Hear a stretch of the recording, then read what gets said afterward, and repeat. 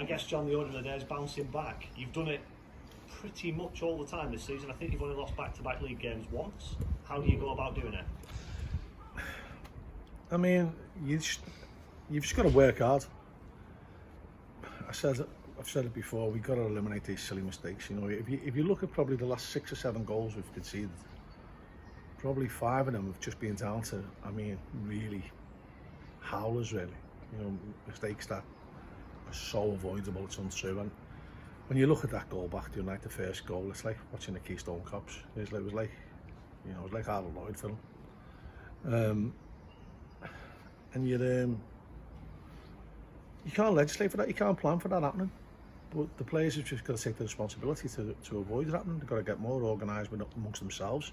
You know, I've said before that I think our coaches are underrated. I think they put in some great work with our players.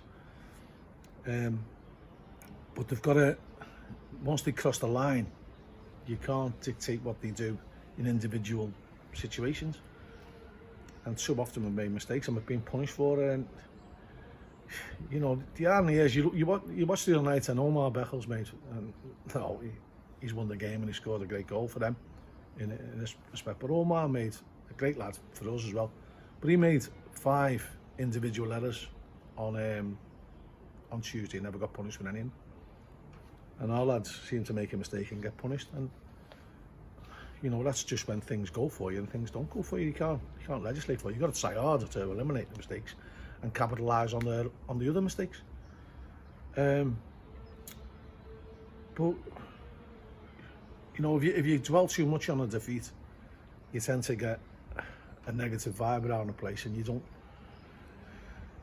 don't go in with that spring in your step. And we've always believed in going into games with a spring in our step and trying to attack. And that's what we'll try and do on Saturday. Is it a psychological, mental thing? Is it a concentration thing? Or is it just sheer rotten luck that these things look like they're piling up at one point in the season? It's a combination of a few things. You know, you see the first goal again and it's a blatant foul on Nathan. We've had it, you know, from the Referees Association and different aspects that tells you that, you know, the game should be stopped. But things like that happen to you, and we've got to find a way to put all outside variables to one side and have that constant. When we get it right, we go forward and we run ourselves into the grounds. We generally have a good chance of winning, and when we get all our players getting 7s, 8s and 9s, we win. Could you honestly say our players were 7, 8 and 9s on Tuesday? No. You know, you'd be struggling to get anyone who got over a 7 or over a 6. So you can blame outside variables, you can blame referees, you can blame pitches, you can blame the wind, but look at what you can control yourself, and that's how you play. That's, you know, the style you play, the ethos you have, the formation you play, the systems you play, the courage to get on the ball, the passion, the determination, and all them things.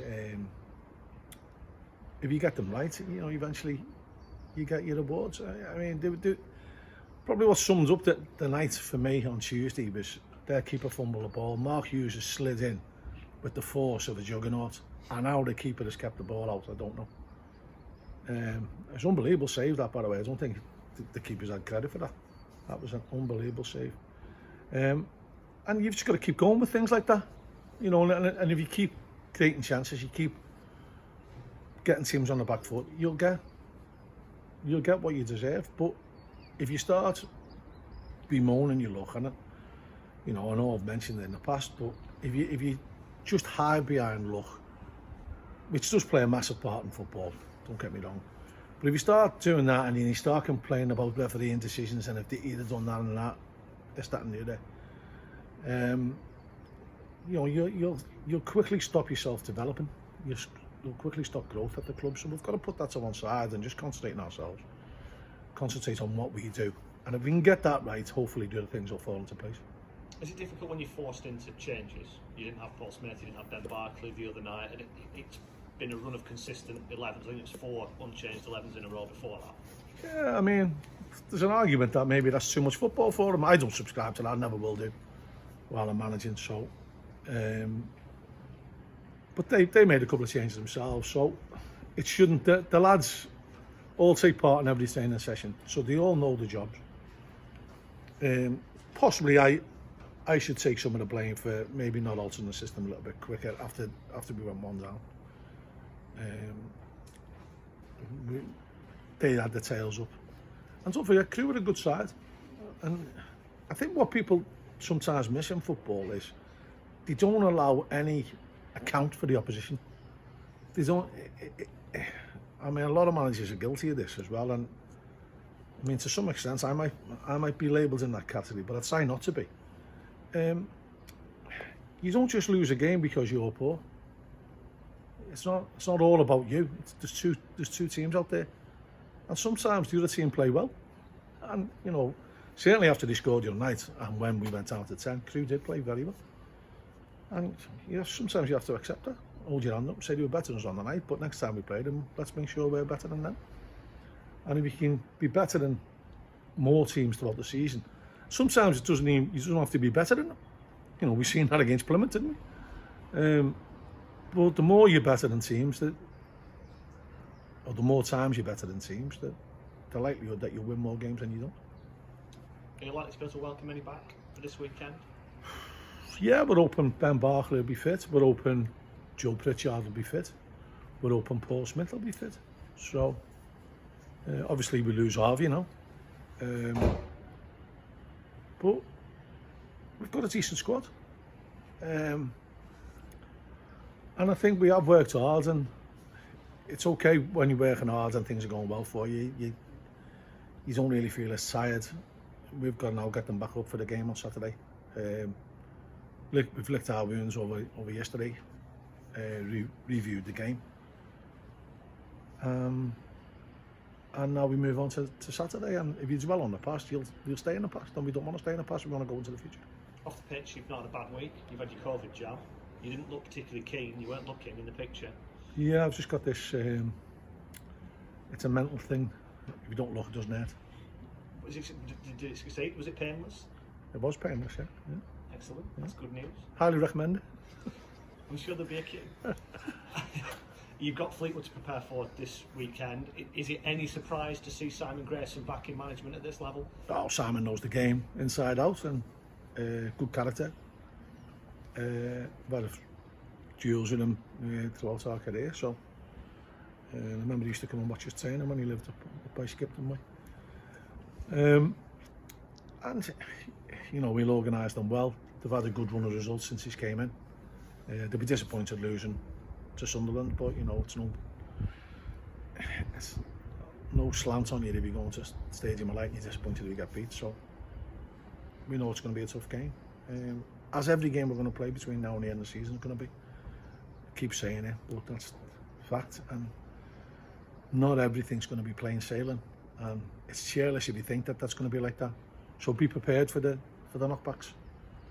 Take them in the spirit that you should take them in, and try and get stronger for them, and that's what we're going to try and do.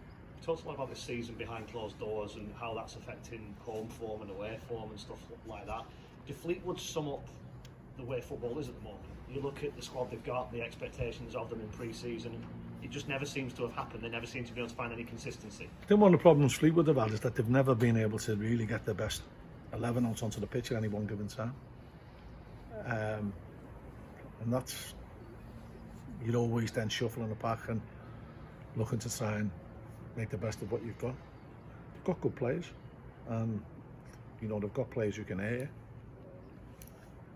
But we know we've got them as well, and it's just who gets to use them on the day. And the more you eliminate your own mistakes individually and collectively as a team, you know, and myself, you know, I'm not immune to criticism, you know, that I make mistakes, but that affects the team. But the more we get our own house in order and don't worry about outside influences, I think the better we'll be. A couple of players you know are in their squad. Jano Danasian went there recently. I spoke to him. He said he was desperate to get regular football. The last time he played regularly was here. obviously you don't want players to do well against you, but is it good to see him getting regular games?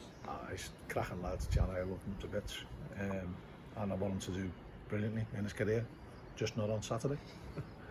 It would be a stinker. No, he's a cracking lad. Give us all for us, and that's all you can ask for players. And you sell them on, and you pat them on the back, because it's a two-way process. It's a win-win situation. The club got good money for him, and he gives us unbelievable service. And can you have a derby without supporters? Yeah, you can. Yeah, because I suppose the banter goes along on this social media palaver that you all use it into, that I'm not. But apparently that got quite hectic. You forgot to mention Sam Finley, by the way. I said a couple of players. Oh, you just didn't mention by name. Yeah, I think we did Sam Finley last time. I watched Sam come on the other day, and he was very, very good. And we all know what Sam can do if he plays. So, no, I think the absence of fans is a blow for everybody. You know, just every Saturday when you get up and you look forward, you know, the thrill of going to the ground and seeing people walking down the street in the colours, and then, you know, especially getting into here on good days when the crowds are rocking behind the goal at Clayton End. And, you know, a lot of the time, I mean, it's great having here, and it's a great match day experience here. But the away fans, for us, the times I've seen them be outnumbered 20-1 ratio and outsing the opposition, has been frightening. And I missed that as well. As well as I missed them here, I missed them away from home as well.